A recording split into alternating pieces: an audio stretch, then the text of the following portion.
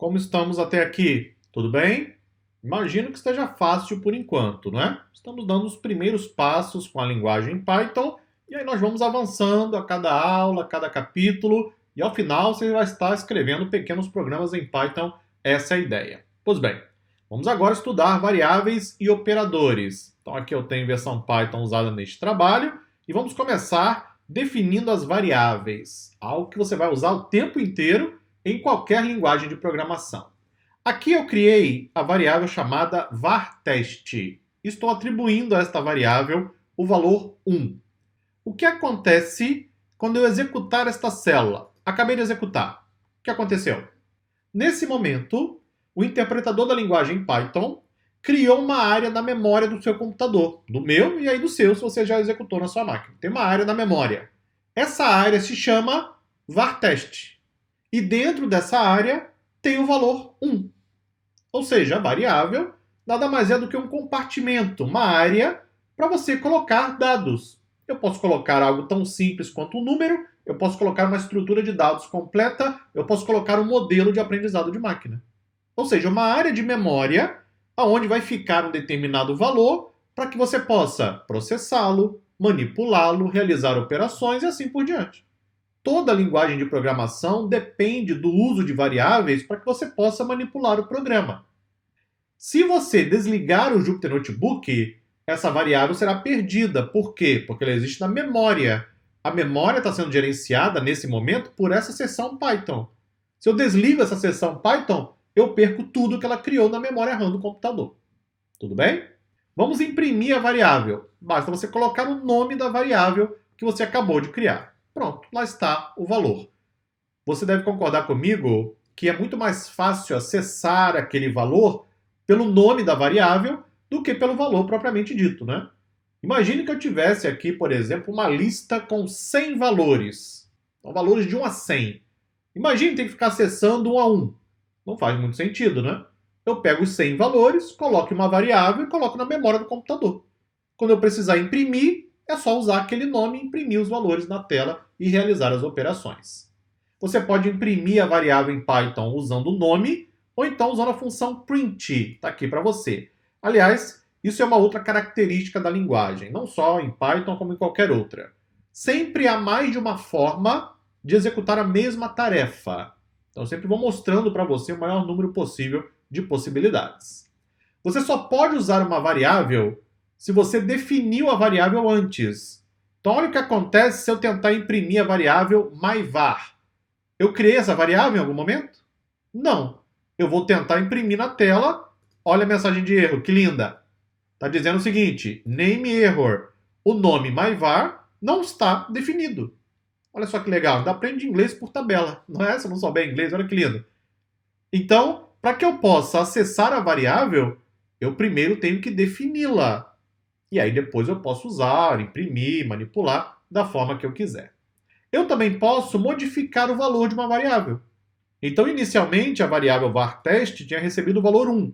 Agora ela vai receber o valor 2. Então, ele vai sobrescrever. Ou seja, o interpretador vai até a área de memória, vai apagar o número 1 e vai colocar o número 2. Executa, depois você imprime e lá está. Eu também posso usar a função type para verificar o tipo da variável. Qual é o tipo de varTest? Executa, veja que é o tipo int e aqui tem outra característica da linguagem Python. A linguagem Python ela tem tipificação dinâmica, ok? Vou repetir, tipificação dinâmica. O que isso quer dizer?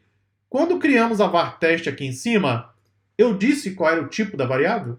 Eu disse que ia ser inteiro, float, eu disse em algum momento? Não, né? Depois disso eu mudei para o valor 2. Eu disse em algum momento qual era o tipo? Não. O interpretador da linguagem Python ele vai dinamicamente identificar qual é o valor da variável e a partir daí definir o tipo. Isso chama-se tipificação dinâmica. Em outras linguagens, isso é diferente. Outras linguagens exigem que ao criar a variável você defina o tipo. Com a linguagem Python é mais simples. Não pense que isso é necessariamente melhor. Isso também pode causar problemas e bugs. Mas você não é obrigado a definir o tipo da variável antes. Por quê? Porque a linguagem Python tem tipificação dinâmica. Veja, por exemplo, que agora eu vou atribuir a varTest o valor 9.5, que é um decimal. Executa, chama a função type, olha o tipo da variável, agora é float.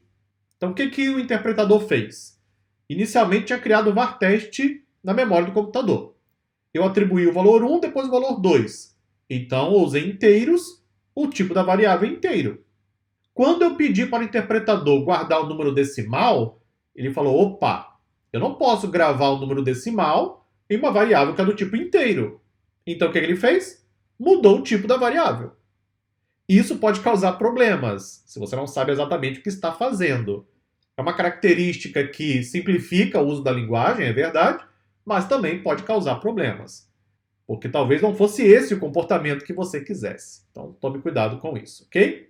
Eu posso usar como nome de variável diversos nomes diferentes, incluindo letras. Daqui a pouquinho vou trazer algumas regrinhas para você. Então, variável x é uma letra. Vai receber o valor 1. Pronto, variável criada na memória do computador e eu posso imprimir a qualquer momento. Então, eu criei uma variável com o nome e usando ainda o caractere underline e criei a variável usando apenas uma letra. E aí nós temos algumas questões envolvidas na hora de você criar nome de variável. Vejamos agora a declaração múltipla. Olha só que interessante que eu vou fazer, hein? Vou criar as variáveis pessoa 1, pessoa 2 e pessoa 3. Eu vou criar 3 variáveis ao mesmo tempo. E vou atribuir 3 valores, um para cada variável. Então, pessoa 1 vai receber o nome Bob, pessoa 2 o nome Maria, pessoa 3 o nome Ana. Veja que eu separei as variáveis por vírgula, separei os valores por vírgula. A linguagem Python permite o conceito de declaração múltipla. Executa, 3 variáveis foram criadas em uma linha de código. Eu agora posso imprimir cada uma das variáveis. Olha só que legal. Isso que eu fiz aqui é declaração múltipla, onde cada variável recebe um valor diferente. Mas eu posso fazer isso aqui, ó. E aí tome cuidado, hein? Estou criando a variável fruta1. Qual será o valor dessa variável? Será o valor de outra variável. Então, aqui, de fato, eu terei 2 áreas de memória. Eu terei a área de memória chamada fruta1 e outra fruta2. O valor de fruta2 vai para a fruta1. Mas qual é o valor? É o valor de fruta3. Excelente! Então, eu posso ir atribuindo um valor de uma variável a outra. E, nesse caso, fruta3 vai receber o valor melancia. Executa.